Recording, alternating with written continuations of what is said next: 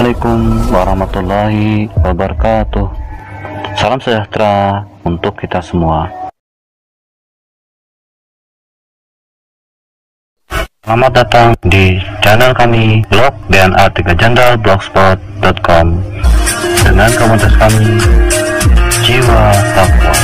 Jagalah ilmu warisan akan tetap ada, kelak wariskan anak cucu. Jangan lupa like dan subscribe, bunyikan loncengnya agar selalu dapat video update dari kami. Ilmu 3 kata dari orang gaib, lanjutan 2 kata dari orang gaib. Assalamualaikum.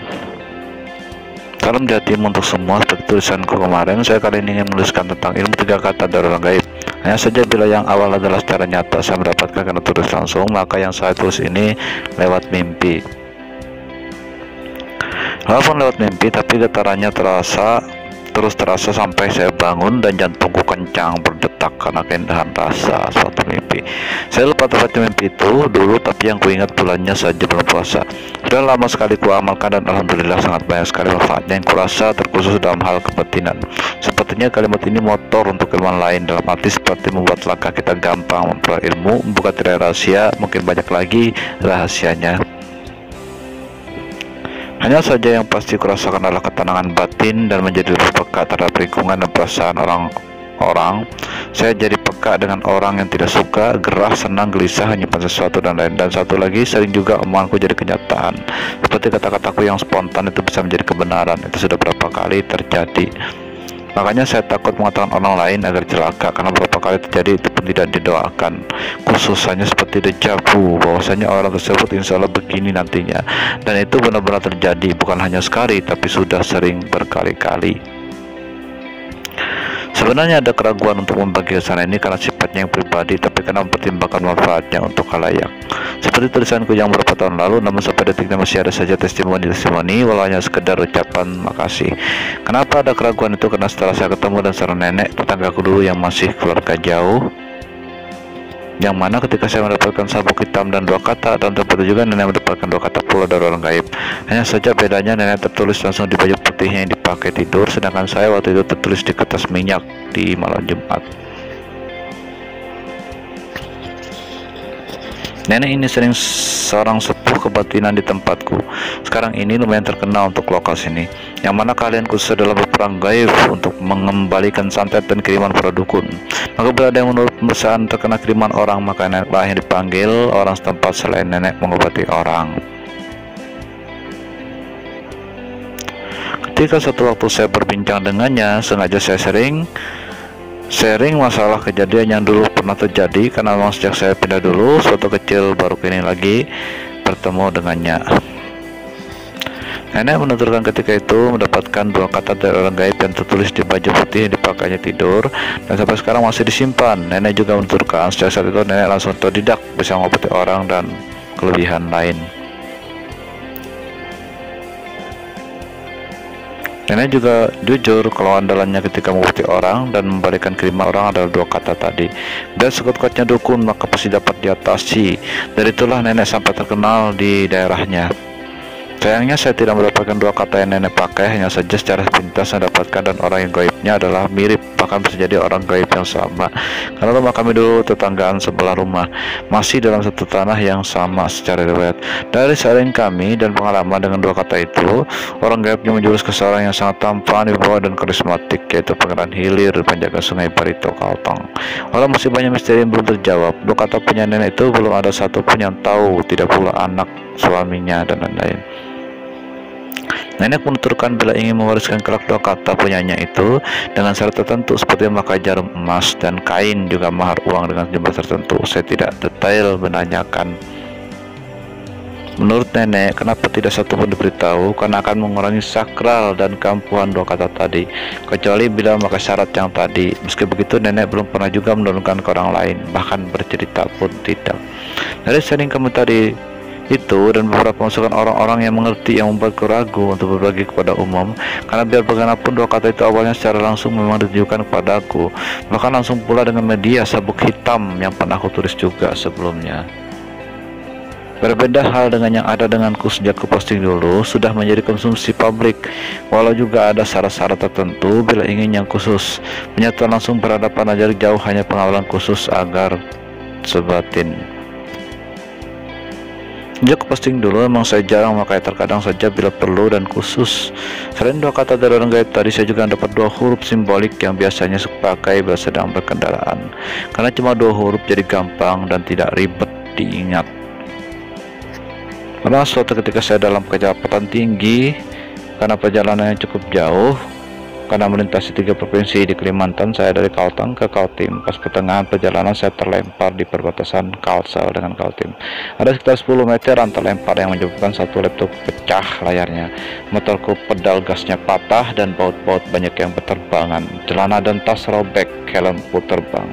Sebab kecepatan tinggi 100 lebih otomatis ketika ada 2 lubang besar di jalan, saya tidak dapat lagi menghindari. Yang kedua karena beda tempat. Menghindari lubang satu, terkena lubang yang kedua. Akhirnya begitulah maka bertangan orang-orang kampung. Kata mereka tempat ini memang rawan, dalam bulan ini saja ada 4 kali kecelakaan. Semuanya parah, bahkan ada yang hancur wajahnya. Malah saya yang paling ringan, kata mereka.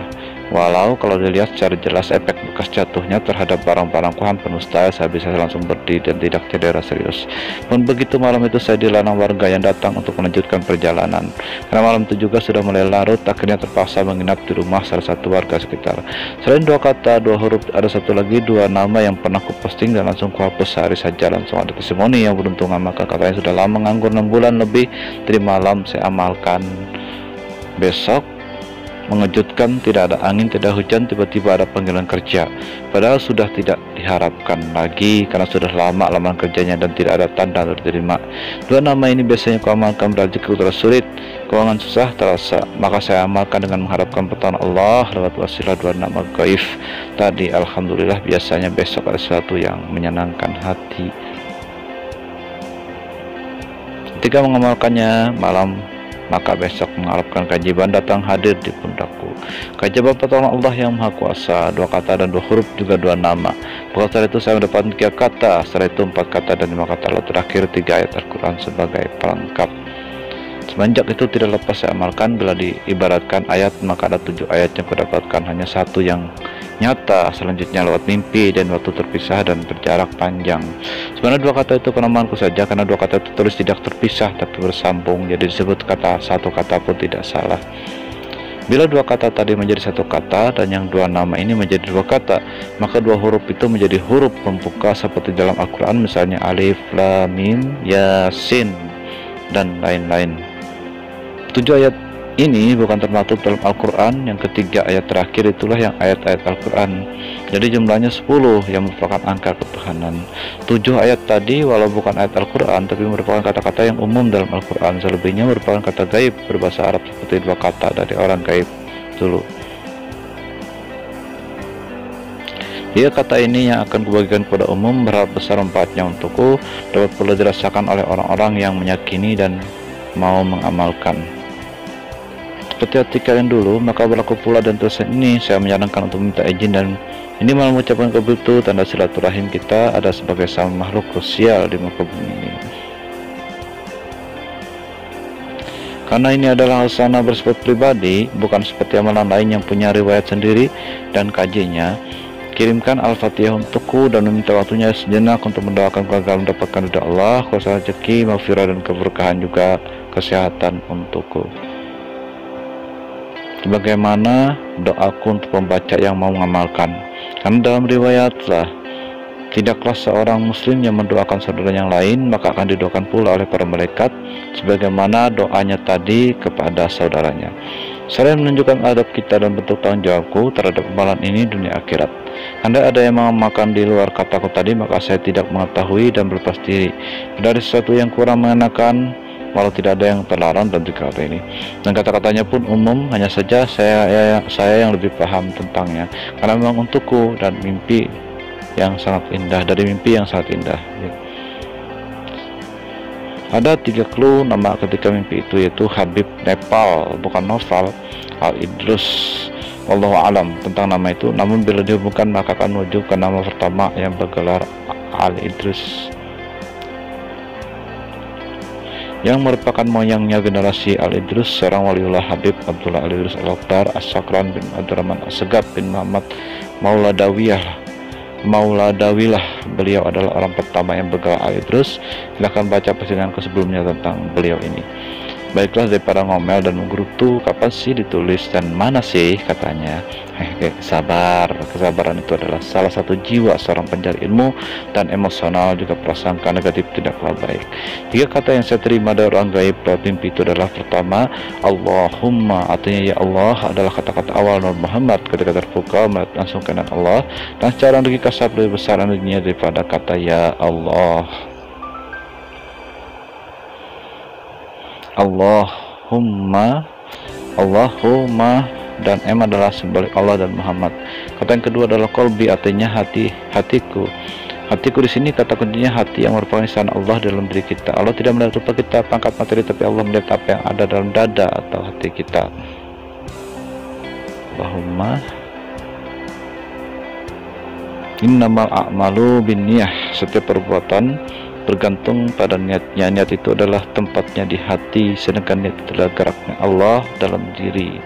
Ada satu bahasa universal yang dipakai seluruh dunia tanpa memandang suku, bangsa, dan negara, itulah bahasa hati, yang merupakan bentuk bahasa Tuhan yang global.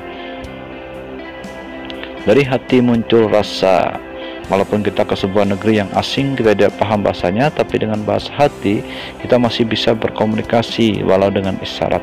Sama hal dengan orang bisu, walaupun tidak bisa berkata, tapi bila berinteraksi dengan semua orang,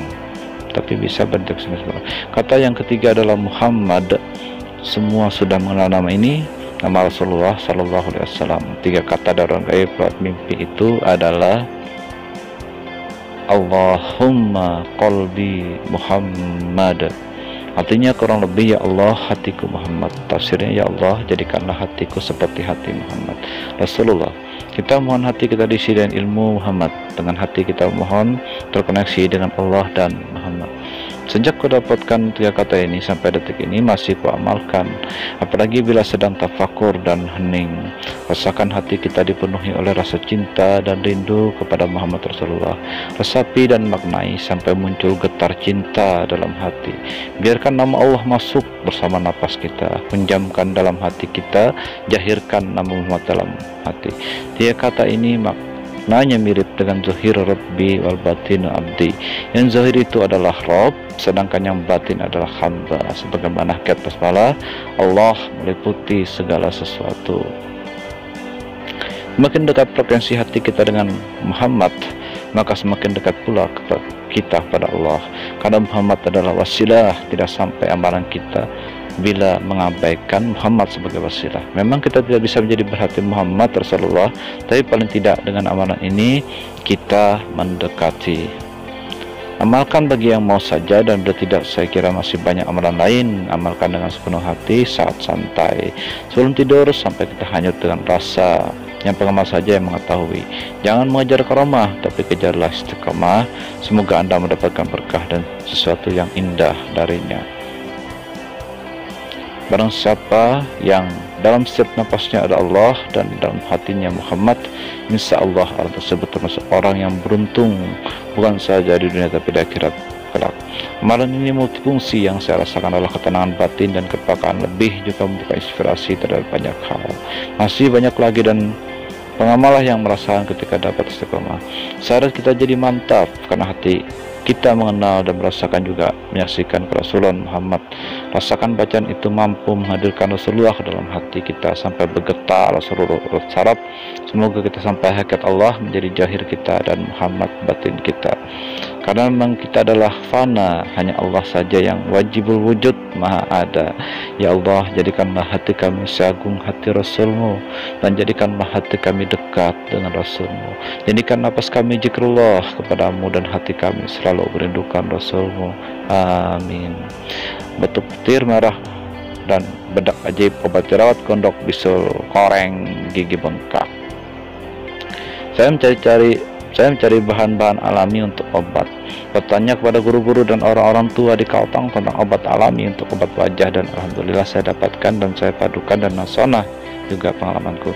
Alhamdulillah bedak ajaib ampuh berpadu 3 jenis bahan alami yang saya padukan dan saya buktikan kepada aku pribadi untuk obat wajahku yang kadang bila menulis seperti ini tidak jarang jadi begadang, bekerja berdebu, panas dan lain-lain sehingga wajah jadi berjerawat. Sekarang bukan masalah lagi karena saya dapat pemulaian tepat waktu yaitu dengan bedak ini. Sehari 2 hari insya Allah ada perubahan. Sudah banyak saya mengobati orang dengan bedak ajaib ini. Hampir setiap saya mampir ke suatu daerah yang bila kebetulan mengalami masalah yang tersebut di atas.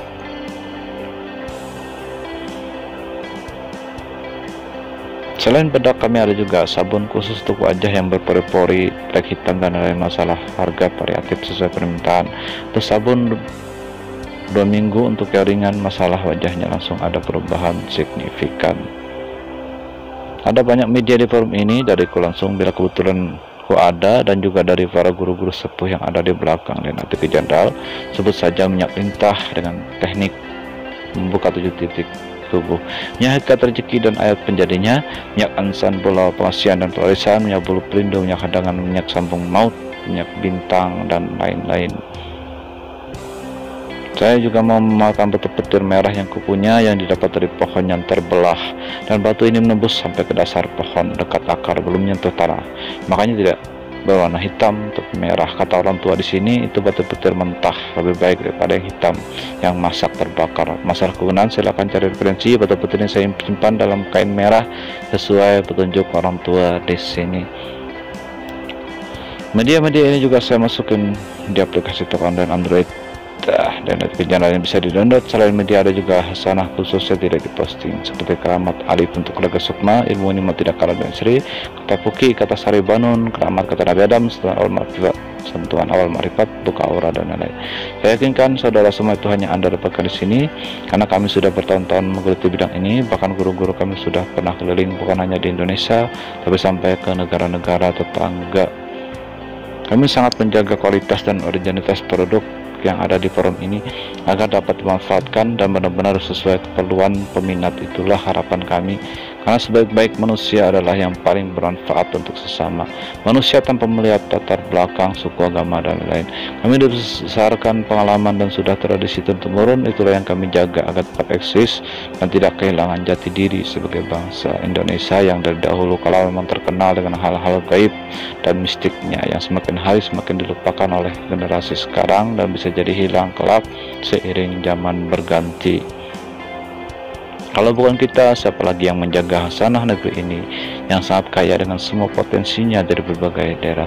Sekian dulu yang dapat saya tuliskan, semoga bermanfaat, kurang lebihnya mohon dimaafkan bila tidak sesuai dengan ketinggian ilmu pembaca, dan bila ada kesalahan juga keilapan diri, tiada niat menggurui pembaca. Akhirul kalam, semoga kita dapat melihat jernihnya air dengan menyisihkan keruhnya. Wallahu a'lam. Makasih dan salam.